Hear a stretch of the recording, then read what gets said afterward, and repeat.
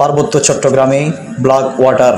সালাউদ্দিন আইয়ুবের সাথে খ্রিস্টান ক্রুসেড যখন পরাজিত হয় তখন তার লজ্জা ও অপমানে নিজ দেশে ফিরে যায়নি। তারা এই লাঞ্ছনার প্রতিশোধ নিতে চলে যায় মাল্টা দ্বীপে, যেখানে তারা কঠিন পণ করে দুনিয়া থেকে ইসলামকে নিশ্চিহ্ন করার। আর সেখানেই তারা গড়ে তোলে মাল্টা এজেন্সি, যেটাকে বৃহত্তর সামরিক রূপ দেওয়া হয়। ব্ল্যাক ওয়াটার একটি বেসামরিক প্রাইভেট মিলিটারি। তাদের সদস্যগুলো ভাড়াটে এবং নিজ পরিচর্যায় বেড়ে ওঠা আমেরিকার জারজ সন্তানগুলো, অর্থাৎ আমেরিকার জারজ শিশুগুলোকে তারা পুনর্বাসন করে ব্ল্যাক ওয়াটার ক্যাম্পে। সেখানে লালন পালন করে ব্ল্যাক ওয়াটারে পরীক্ষা নিরীক্ষার মাধ্যমে অন্তর্ভুক্ত করা হয়। হিংস্রতা, বিকৃত মস্তিষ্কের অধিকারীরা এখানে অন্তর্ভুক্ত হয়। শুধু জারজ নয়, শুধু ভাড়াটে সন্ত্রাসী গ্যাং সংশ্লিষ্ট লোকদের এখানে অন্তর্ভুক্ত করা হয়। এটাই ব্ল্যাক ওয়াটারের মূল বাহিনী, যে বাহিনীগুলোকে মুসলিম বিশ্বের নানা দেশে পাঠানো হয়। ব্ল্যাক ওয়াটার সবচেয়ে বেশি নির্মমতা দেখিয়েছে ইরাকের ফালুজা শহরকে একটা নরকে পরিণত করে তারা। ব্ল্যাক ওয়াটার যে শুধু আমেরিকা বিদ্যমান এমন নয়, মাল্টা এজেন্সির হয়ে কাজ করে অসংখ্য দেশে। পাকিস্তানেও তারা অ্যাক্টিভ। উচ্চ মূল্যের টাকার লোভে পাকিস্তানের ভাড়াটে সন্ত্রাসীরা তাদের হয়ে কাজ করে।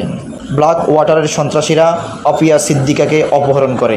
আফিয়া সিদ্দিকি বলেন, আমি রাওয়ালপিন্ডি যাওয়ার পথে আমাকে বিদেশি এজেন্সি অপহরণ করে আমাকে আফগানিস্তানে তুলে নেওয়া হয়।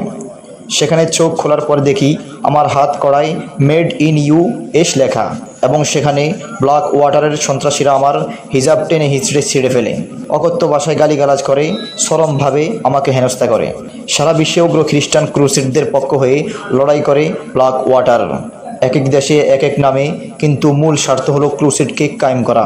দক্ষিণ এশিয়ায় একটা ক্রুসেড খ্রিস্টান রাষ্ট্র প্রতিষ্ঠা করতে মাল্টা এজেন্সি 5 দশক ধরে চেষ্টা চালিয়ে যাচ্ছে, এবং ভারতের মিজোরাম, মণিপুর, বাংলাদেশের পার্বত্য চট্টগ্রামে মিশনারিরা বড় সংখ্যক অংশকে খ্রিস্টান জনগোষ্ঠীতে পরিণত করতে সফল হয়।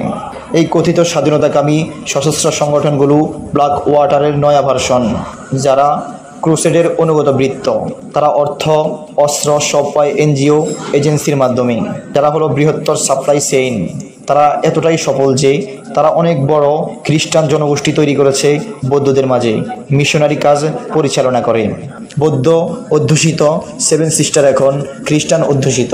7 সিস্টারে খ্রিস্টান জনগোষ্ঠীর সংখ্যা: অরুণাচল 32%, মেঘালয় 70%+, মণিপুর 42%, মিজোরামা 88%, নাগাল্যান্ডে 87%। তাছাড়া বাংলাদেশ, ভারত ঘেঁষা মিয়ানমারে, চীন প্রদেশে খ্রিস্টানের সংখ্যা প্রায় 86%। মাল্টা এজেন্সির এই নব্য খ্রিস্টান ক্রুসেডরা ভারত, বাংলাদেশ অথবা মায়ানমারের বিশাল পার্বত্য অঞ্চল নিয়ে একটা স্বাধীন খ্রিস্টান রাষ্ট্র প্রতিষ্ঠা করতে চায়। শুধু পার্বত্য চট্টগ্রামেই 15 থেকে 30 হাজারের অধিক সশস্ত্র উপজাতি ব্ল্যাক ওয়াটার সন্ত্রাসী সক্রিয়, যাদেরকে শেল্টার দিচ্ছে ক্রুসেড আমেরিকা। যেভাবে পূর্ব তিমুরকে খ্রিস্টান রাষ্ট্র বানানো হয়, সেভাবেই আগাচ্ছে পার্বত্য চট্টগ্রাম, যার অনেক বড় আঘাত আদিবাসী নীতিমালা। এই নীতিমালা দিয়েই জাতিসংঘের বিশেষ সমর্থনে পূর্ব তিমুর গঠিত হয়। এই মাল্টা এজেন্সি গোপনে অস্ত্র দিয়ে সজ্জিত করেছে তাদের, আবার আন্তর্জাতিক স্বীকৃতির জন্য অধিবাসী নীতিমালাগুলোও প্রণয়ন করেছে। যদি ধরেই নিই ওরা অধিবাসী, তারপরও তাদের বর্তমান পরিচয় দেশদ্রোহী ব্ল্যাক ওয়াটার। এই ব্ল্যাক ওয়াটারকে বৈধতা দিতে রাষ্ট্রের মেকানিজম অনেক আগে থেকেই কাজ করে যাচ্ছে।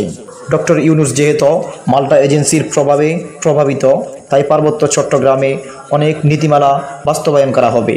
মাল্টা এজেন্সির সবচেয়ে বড় অনুগত গোলাম এদেশের বাম ফ্রন্টগুলো, যারা সবচেয়ে বেশি তৎপর পার্বত্য চট্টগ্রামের সেনা শাসন উঠানো নিয়ে। ষড়যন্ত্রগুলো কত স্তরে হচ্ছে সেটা অনুমান করার ক্ষমতাও আমাদের নেই। পাহাড় থেকে সেনা হটাও এই স্লোগানে যে সহমত প্রকাশ করবে, এরা ক্রুসেডের কেনাবৃত্ত, যারা এই দেশে থেকেই এই দেশের অখণ্ডতা চায়। আল্লাহ তাআলা আমাদেরকে বুঝার তৌফিক দান করুক।